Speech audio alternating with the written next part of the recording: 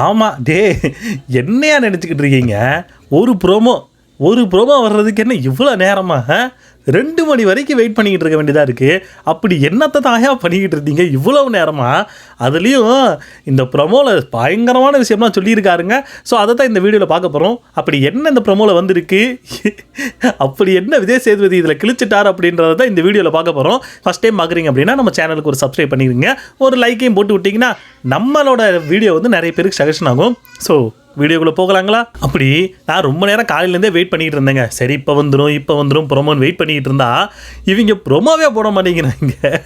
Wait பண்ணி அட போங்கடா அப்படின்னு சொன்னதுக்கப்புறம் 2 மணிக்கு மேலே இப்போ ஒரு ப்ரொமோ ரிலீஸ் பண்ணியிருக்காங்க. டே, உங்களுக்கு மனசாட்சி இருக்கா இல்லையாரா? இவ்வளோ நேரமாயா ஒரு ப்ரொமோக்கு நாங்கள் வெயிட் பண்ணுறது? சரி, எப்படியோ வெயிட் பண்ணி எப்படியோ போடுறேன்ட்டு ஒரு ப்ரொமோ போட்டு விட்டாங்க.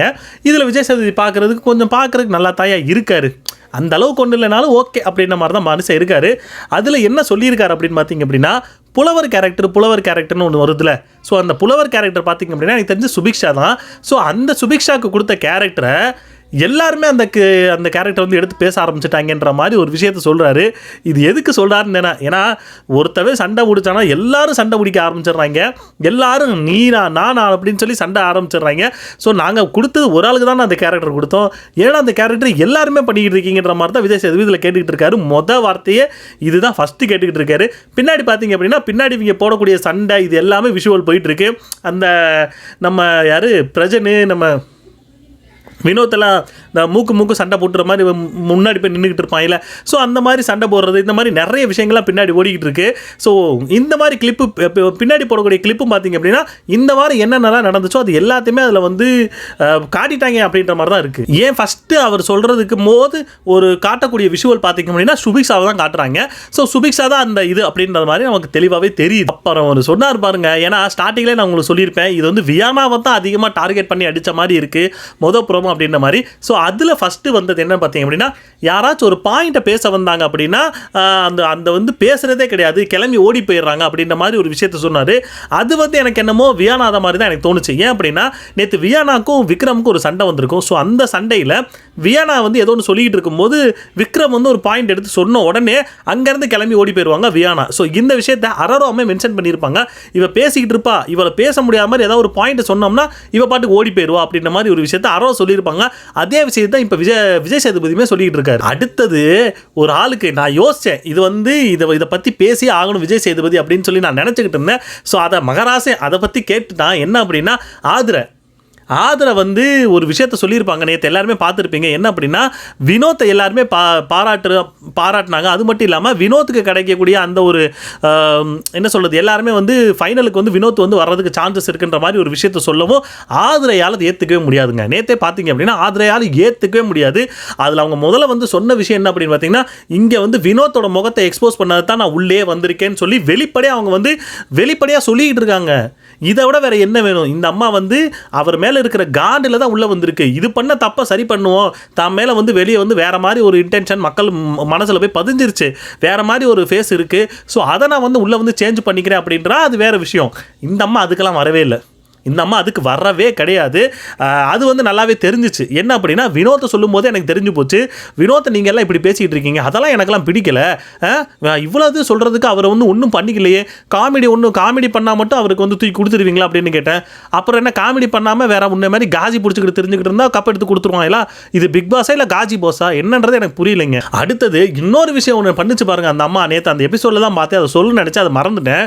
என்ன அப்படின்னா எல்லாரும் யார் ஒஸ்ட் பர்ஃபார்மன்ஸ்னு சொல்லி அந்த சிலேட்டை வந்து கொடுத்து அந்த கழுத்தில் மாட்டிப்பாயில, அப்போது யாரெல்லாம் என்னென்ன எழுதுனாங்களோ தான் பண்ண என்ன தப்போ அதனால வந்து எனக்கு வந்து ஒஸ்ட் பர்ஃபார்மன்ஸ் கொடுத்தாங்க அப்படின்ற மாதிரி எல்லாருமே சொல்லிகிட்டு இருந்தாங்க. ஆனால் இந்த அம்மா மட்டும் என்ன சொன்னிச்சு அப்படின்னா, நான் நல்லா தான் பண்ணேன், நான் என் பெஸ்ட்டை கொடுத்தேன், நான் சூப்பராக விளாண்டேன், எனக்கு தெரியும் நான் எப்படி பண்ணேன்னு, இவங்களுக்கு ஒன்றும் பார்க்க தெரில, ஒன்றும் பண்ண தெரிலன்னு இங்கே வந்துமே பார்த்தீங்க அப்படின்னா இன்னொருத்தவன் மேலே தான் கார்னர் பண்ணி இன்னொருத்தவனை பார்த்து தான் ப்ளைம் பண்ணிக்கிட்டு இருக்கு.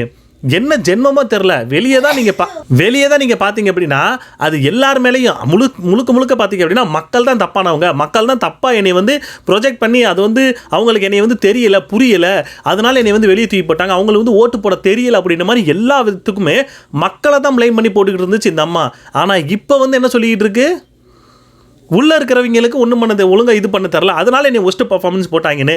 ஏமா நீ வெளியே போனாலும் மக்கள் தான் தப்பு பண்ணாங்க, நீ ஒஸ்ட் பர்ஃபார்மன்ஸ்னு சொன்னாலும் எதிர்த்தாப்பில் இருக்கிறவங்க தான் தப்பு பண்ணாங்க அப்படின்னா அப்போ நீ என்னத்தை தான் பண்ணன்னு கேட்க வேண்டிய இது இருக்குல்ல.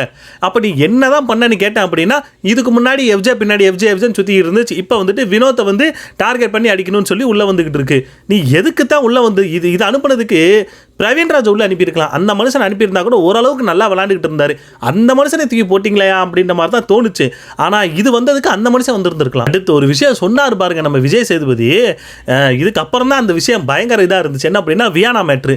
ஏற்கனவே ஒரு வியானா மேட்ரு வந்துருச்சா, மறுபடியும் இன்னொரு வியானா மேட்ரு தான். என்ன அப்படின்னா அந்த பக்கெட்டு விக்கல்ஸ் விக்ரம் வந்து அந்த பக்கெட்டை வந்து எடுத்துகிட்டு வந்து நடு வீட்டில் கொண்டு வந்து வச்சிருப்பார்ல, யார் நம்ம ரம்யா சொன்னதுக்காக அவர் வந்து எடுத்துகிட்டு வந்து வச்சிருப்பாரு. அவருக்குலாம் அதை பற்றி கவலையே கிடையாது, அது என்ன ஏதுன்னு. இந்த விக்கல்ஸ் வந்து அந்த எடுத்துகிட்டு வந்து வச்சிருப்பாரு ரம்யா சொன்னதுனால. ஸோ அவருக்கு அதை பற்றி கவலையே இல்லை, அது யார் என்னன்னு தலைவர் சொல்லியிருக்காரு, கொண்டாந்து வச்சோம், அவ்வளோதான். அது மாதிரி தான் அவர் வச்சாரு.